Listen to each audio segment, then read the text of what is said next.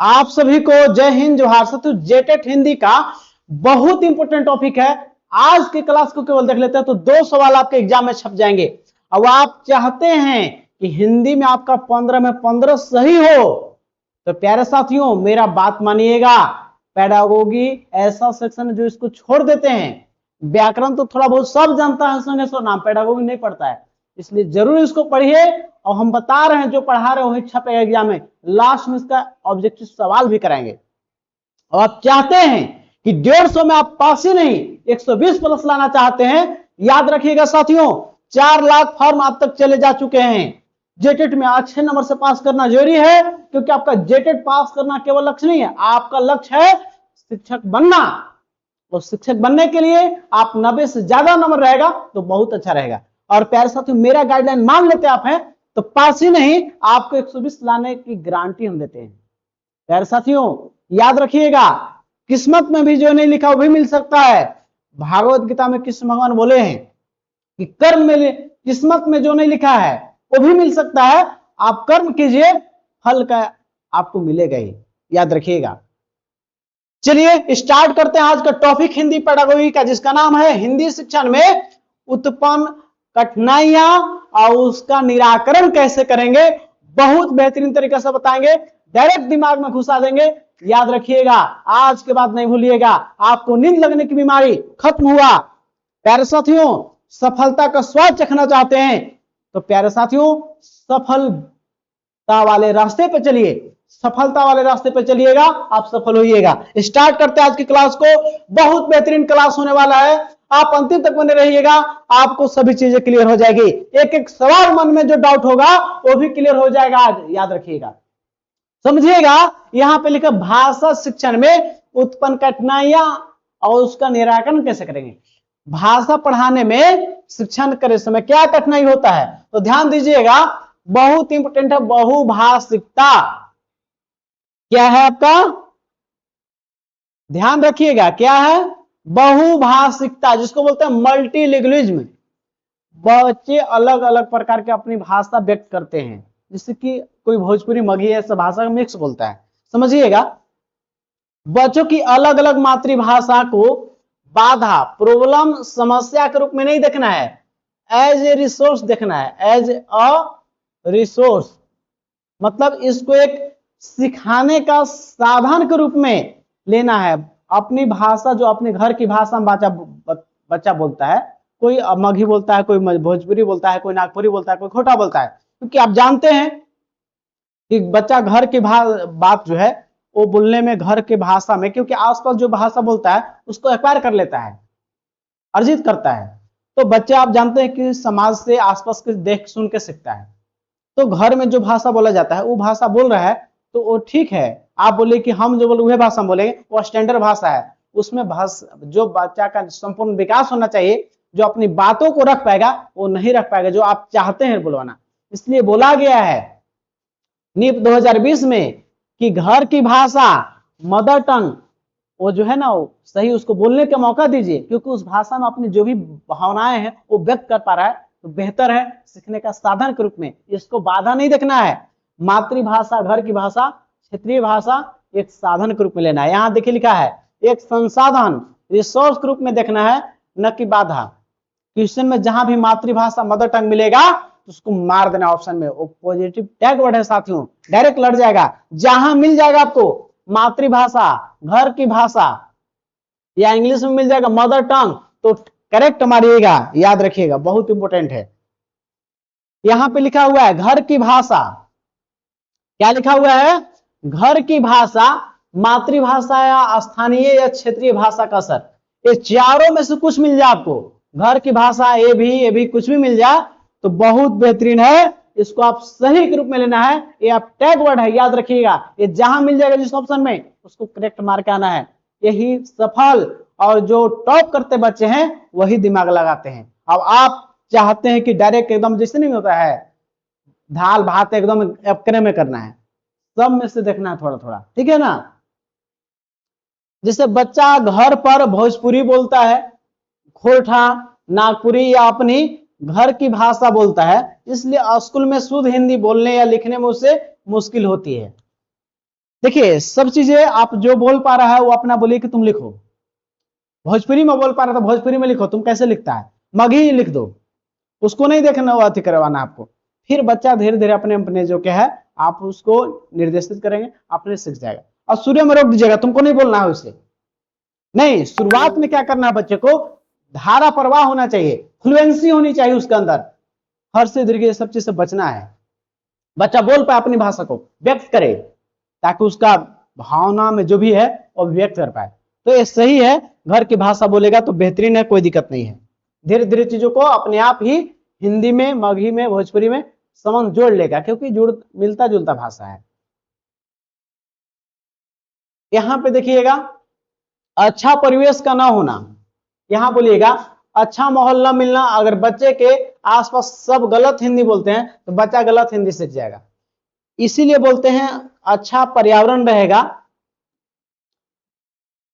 तो बच्चा भी अच्छा होगा। अच्छा पर्यावरण का मतलब यहां समझिए, जो आसपास उसके जो अगर ओकर घर में है या उस पास जहां स्कूल के आसपास जो पड़ोसी है, वहां जहां घर पे उसका रहता है लोग, वहां पे हिंदी बोलते हैं, शुद्ध हिंदी, तो बच्चा भी क्या जानते हैं आप हैं, भाषा अर्जित करके बच्चों बहुत सारा अखबार करते हैं, तो बच्चा वही चीज सीख जाएगा। और गलत बोलेंगे तो गलत सीख जाएगा। इसलिए भाषा परिवेश अच्छा नहीं मिलता है, गलत हिंदी बोलेंगे तो भी गलत सीख जाएगा। ये भी एक कारण है, कठिनाइयां हैं। बच्चे की गलतियां या त्रुटियां, विसंगतियां, देखिएगा बच्चे की गलत है, क्या है लिखा हुआ है, बच्चे की गलतियां, त्रुटियां, विसंगतियां, यानी इसको बोलते हैं एरर।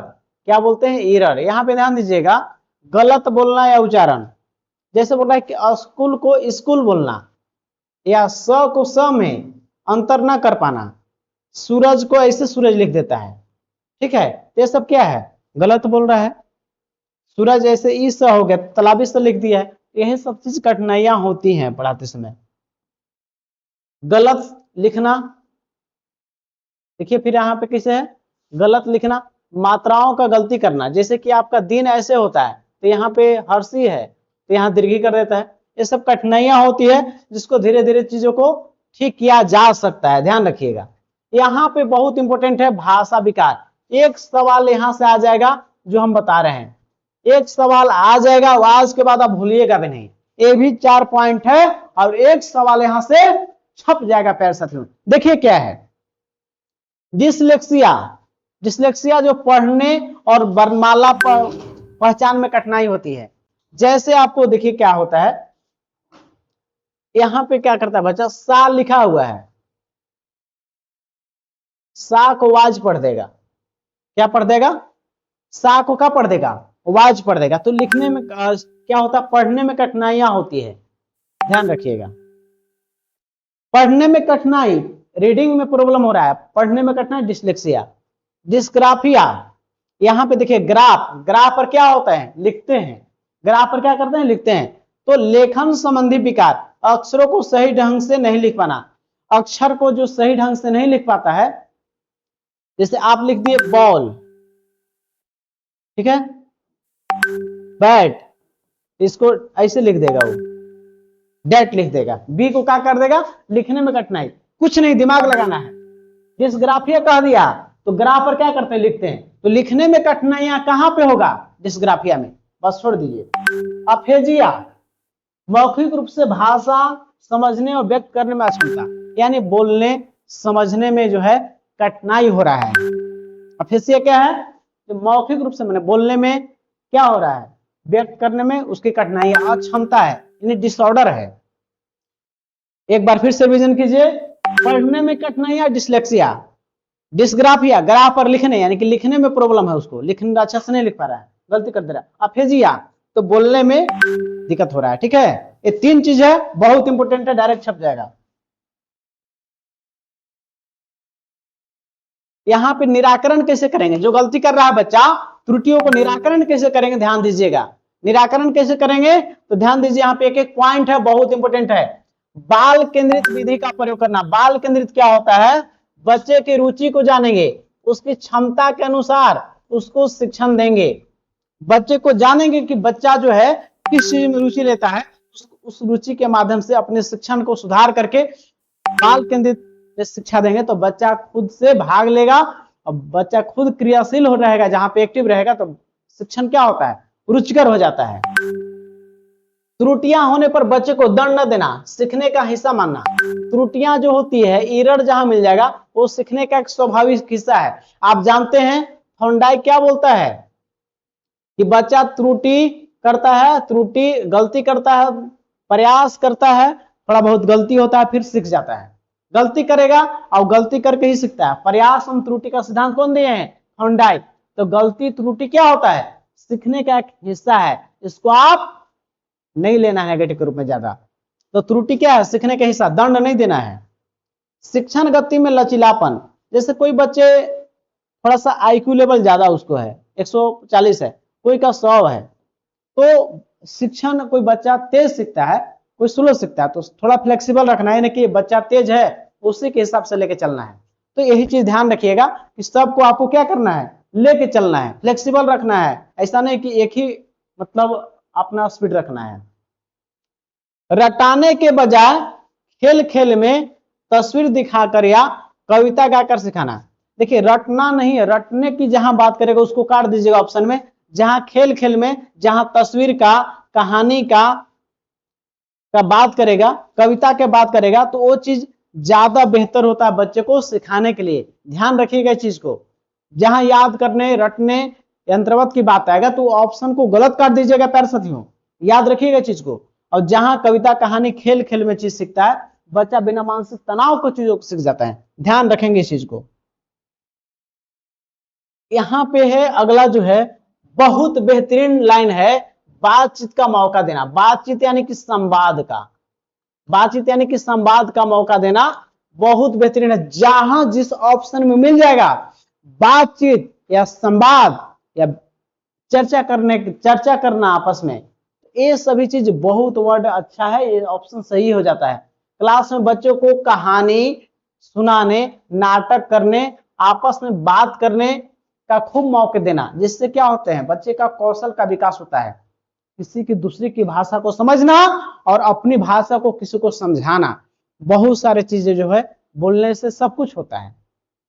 याद रखिएगा, डर के आगे जीत होता है साथियों। तो बच्चे को आपस में बात करने दीजिए, बच्चे क्या होंगे, अपने आप धीरे धीरे चीजों को सीखेंगे।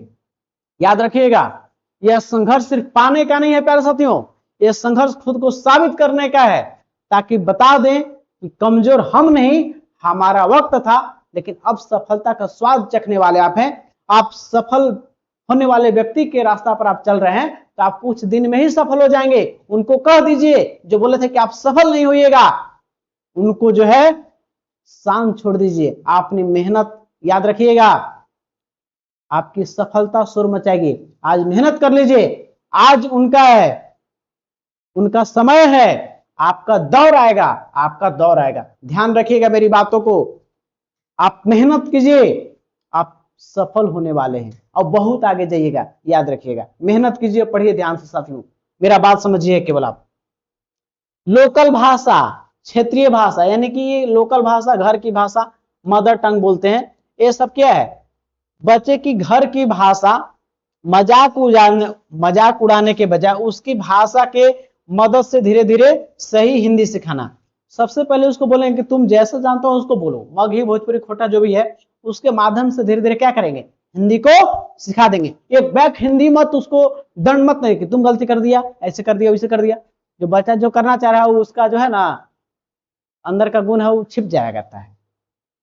इसलिए बच्चे को कभी डराना नहीं है, डराने से उसके अंदर जो स्किल है वो छिप जाता है। तो घर की भाषा बोलना है, ठीक है, बोलने दीजिए और धीरे धीरे उसको हिंदी से जोड़ दीजिए, सीख जाएगा। बहुत बेहतरीन है प्यारे साथियों। एक क्लास जो था भाषा शिक्षण में उत्पन्न कठिनाइयां और उसका निराकरण, घर की भाषा बहुभाषिकता सीखने का साधन है। धीरे धीरे उसको चीजों को ठीक किया जाएगा। बोलने का मौका देना, बातचीत करने का अवसर देना है, आपस में संवाद कराना है। प्यारे साथियों, आज इस क्लास को आप देखे होंगे तो आपको समझ में आया होगा और आप चाहते हैं कि 15 में 15 आपको हिंदी में सही हो। आप चाहते हैं कि जेटेट में 120 प्लस आए। प्यारे साथियों, चैनल को लाइक सब्सक्राइब कर लीजिएगा। आप पास ही नहीं, आप टॉप करने वाले हैं। प्यारे साथियों, आपके अंदर कॉन्फिडेंस हम ला देंगे, कॉन्फिडेंस ऐसा लाएंगे जो आप सफलता के रास्ते से आप पीछे कभी नहीं लौटिएगा।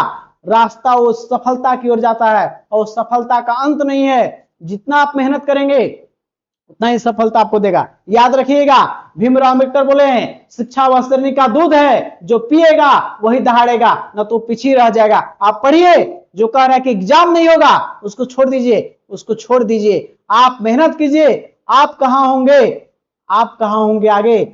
आप जो कर रहे हैं इसका परिणाम मिलने वाला है, और जो वो कर रहा है उसको भी परिणाम मिलेगा। उसको पछताने के सिवा और कुछ नहीं। अब आप चाहते हैं तो वो आप पछताना आप नहीं चाहते हैं तो मेहनत कीजिए दिल से।